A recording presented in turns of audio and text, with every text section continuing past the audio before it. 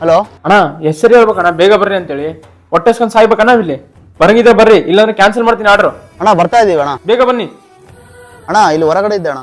ಹೌದಾ ಸರಿ ಬರ್ತಿದ್ದೀನಿ ರೀ. ಎಷ್ಟೊತ್ತಪ್ಪ ಬರೋದ್ ನೀನು? ಇಲ್ಲ ಅಣ್ಣ ಅದು ಲೇ ನಿಮ್ಮಂತವ್ರನ್ನ ಎಷ್ಟು ಜನ ನೋಡಿಲ್ಲಲೇ ನಾನು.